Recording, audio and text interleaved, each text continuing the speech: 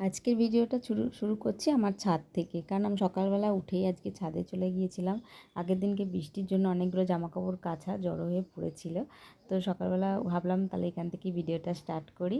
আর অনেক দিন আমার মানে বাড়ির আশেপাশটা তোমাদের দেখানো হয়নি। তো দেখো, আমাদের বাড়িটাই একতলা, বাকি সব বাড়িগুলো ফ্ল্যাট বেশি, বাড়িও 2-3 তলা করে।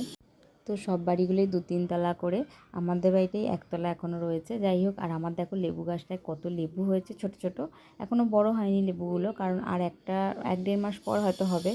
গাছ ভরে লেবু হয় আমাদের, তো মানে লেবু কিনতেই হয় না, এতটাই হয়।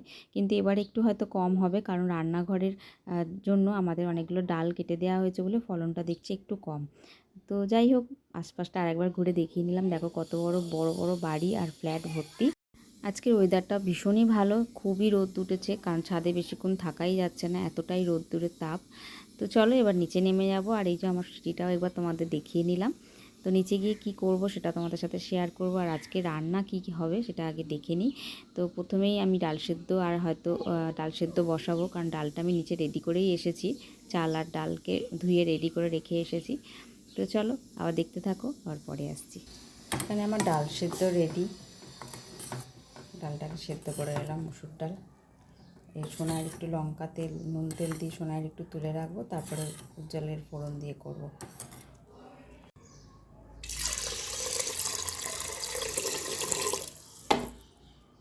তো বলতে তোমাদের ভুলে গিয়েছিলাম যে আজকে রান্না সেভাবে কিছু হবে না, কারণ ফ্রিজে আগের দিনের খাবার একটু ছিল, অল্প একটু পোস্ত ছিল, ডিমের কারি ছিল। তো আজকে শুধু একটু ডাল সেদ্ধ আর লাল শাক ভাজা আর একটু আলু ভাতে করবো। শাকটা ছিল ফ্রিজে, ভেজে নিলাম। আর ডাল সেদ্ধটা দু রকমই হবে বললামই, সোনায় সেদ্ধ ডাল তুলে রাখবো আর উজ্জ্বলের একটু পেঁয়াজ ফোড়ন দিয়ে করবো। তো রান্না কমপ্লিট করে চলে গেলাম এখন বাসন ধুতে। বাসনগুলো সব ধুয়ে টুয়ে নিলাম, কারণ এখনও স্নান হয়নি। একবারে সব রান্নাঘর গুছিয়ে টুছিয়ে পরিষ্কার করে স্নানে যাব, স্নান করে বেরিয়ে একটু খেয়েই বেরিয়ে যাবো। তার মধ্যেই মনে পড়ে গেল আমার রানিমা তো কলেজ গেছে, তিনি তো আবার ভাত খাবেন না আজকে, তাই জন্য আবার ফ্রিজে আটা মাখা ছিল, আমি ওর মতো দুটো রুটি সেঁকে দিয়েছিলাম, কারণ ওর এসে রুটি খাবে কলেজ থেকে ফিরে।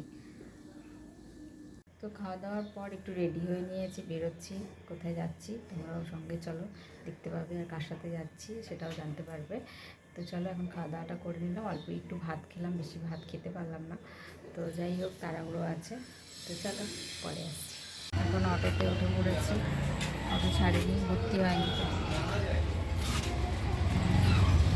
জয়েন দিদি এখনও পর্যন্ত আসেনি।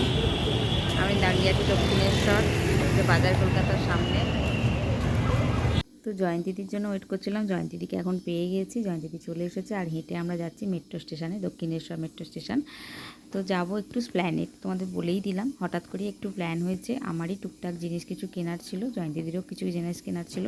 তো হঠাৎ করেই দুপুরবেলা আমি ফোন করলাম যে দিদি আজকে ফ্রি আছি আমি, যাবে? তো বললো চলো তাহলে মৌসুমি, কারণ দিদিরও দোকানে পুজো আছে, 2-1 দিন ব্যস্ত থাকবে দিদিও, এবার রোববার থেকে হয়তো দিদিও ব্যস্ত থাকবে। আর আমারই কয়েকটা জিনিস কেনার ছিল, আমি একটু চিলেদার্সে যাব, আর পয়লা বৈশাখের জন্য একটা কুর্তি আমার নিজের কিনবো, সোনার একটা কিছু কিনবো।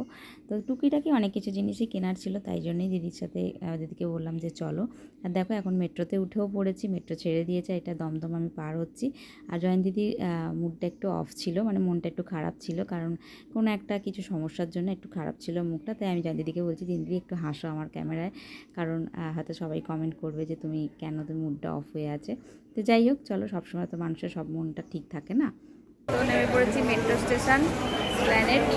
এই যে জয়ন্তী দিয়ে যাচ্ছে, মাথা নিচু কেন চলে এসেছি। চলো আবার ওখানে গিয়ে দেখা হচ্ছে। এত ভিড়, আমরা পৌঁছেও গেছি স্প্ল্যানেট। তো প্রচণ্ড মার্কেটে ভিড় হয়েছে আজকে। এখন সিটে দাঁড়ছে। কী কী জিনিস নিলাম আমি তোমাদের সাথে পরের ভিডিওতে শেয়ার করব, কারণ এত ভিড় ছিল আমি এখানে ক্যামেরা অন করতে পারিনি। আর আমার কুর্তিও কেনা হয়েছিল, এটা জাস্ট এখানে এসে একটা ভিডিও নিয়ে নিয়েছিলাম। তো যাই হোক, এখন ফেরার পথে আমরা খাওয়া দাওয়াও সেরকমভাবে কিছু করতে পারিনি, কারণ জয়ন্তীদি বললো চলো ওখানে গিয়ে, মানে দমদম বা সিতিমোড়ে গিয়ে আমরা কিছু খাওয়া দাওয়া করবো। তো চলো ভিডিওটা এখানেই শেষ করছি, ভালো লাগলে একটা লাইক কমেন্ট শেয়ার করে দিই। সবাই ভালো থেকো, সুস্থ থেকো, আবার নেক্সট ভিডিওতে দেখা হচ্ছে। আর আমাদের ঘোরাটা খুব ভালো হয়েছে, খুব আনন্দ করেছি দুজনে, অনেক দিন পর বেরিয়ে। এখনকার মতো এইটুকুই, টাটা।